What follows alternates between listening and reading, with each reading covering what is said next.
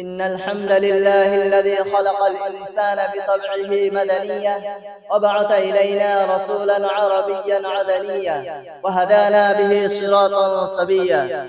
أشهد أن لا إله إلا الله وحده لا شريك له ولا نبيا، وأشهد أن سيدنا وأولانا ومولانا محمدا عبده ورسوله الذي أتانا بشرا سويا، صلى الله عليه وعلى آله وأصحابه منعما جليلا. أما بعد، فيا معشر الإخوان، وعلمنا رسول الله صلى الله عليه وسلم آداب المعاشرة، منها أداء حقوق الجوار والقربى، أدوها في عنايتكم الأولى. قال رسول الله صلى الله عليه وسلم: ما زال جبريل يوصيني بالجار حتى ظننت أنه سيورثه. وقال عليه الصلاة والسلام: لا يؤمن لا يؤمن لا يؤمن. قيل: من يا رسول الله؟ قال: الذي لا يأمن جاره بوائقه. وقال عليه الصلاة والسلام: من سره أن يمد له في عمره ويوسع له في رزقه فليتق الله وليصل رحمه.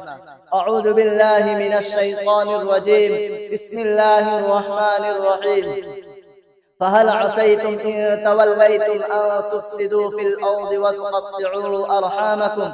أولئك الذين لعنهم الله فأصمهم وأعمى أبصارهم. بارك الله لنا ولكم في القرآن العظيم، ونفعنا وإياكم بالآيات والذكر الحكيم. إنه تعالى جواد كريم ملك بر رؤوف رحيم، فاستغفروه إنه هو الغفور الرحيم. الحمد لله الذي أمطر أقطار الرحمة من سحاب المغفرة، ونور قلوب أهل المعرفة بفيضان أنوار لا إله إلا الله محمد رسول الله، وشرح صدور المؤمنين بنور أذكار لا إله إلا الله محمد رسول الله، صلى الله عليه وعلى آله وأصحابه وخلفائه الذين فازوا إلى أعلى الدرجات بكثرة أذكار لا إله إلا الله محمد رسول الله، خصوصا على أولهم أمين المؤمنين أبي بكر الصديق التقي، أسبق بإقرار لا إله إلا الله محمد رسول الله، وعلى أعدلهم أمين المؤمنين عمر النقي بفيضان أنوار لا إله إلا الله محمد رسول الله، وعلى أحلمهم أمين المؤمنين عثمان الزكي جامع أسرار لا إله إلا الله محمد رسول الله،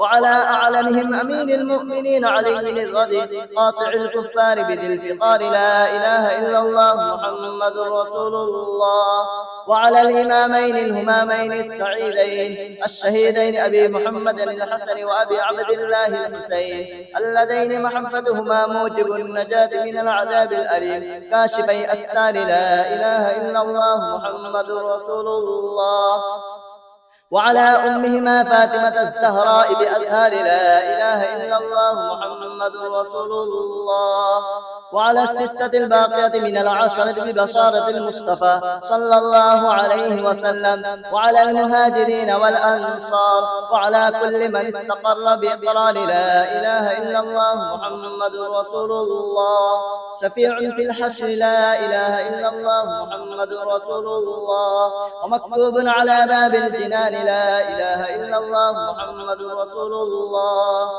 ومفتوح باب الرحمة على المؤمنين ببركة لا إله إلا الله محمد رسول الله. إن أرواح المؤمنين والمؤمنات تنادي في كل يوم وليل: يا رحمن لا نطلب أن تحشرنا ساعة حتى نقول لا إله إلا الله محمد رسول الله. اللهم اغفر لجميع من قال لا إله إلا الله محمد رسول الله. أعوذ بالله من الشيطان الرجيم. إن الله يأمر بالعدل والإحسان وإيتاء ذي القربى وينهى عن الفحشاء والمنكر والبغي يعظكم لعلكم تذكرون. اذكروا الله يذكركم وادعوه يستجب لكم ولذكر الله أكبر. لا إله إلا الله محمد رسول الله.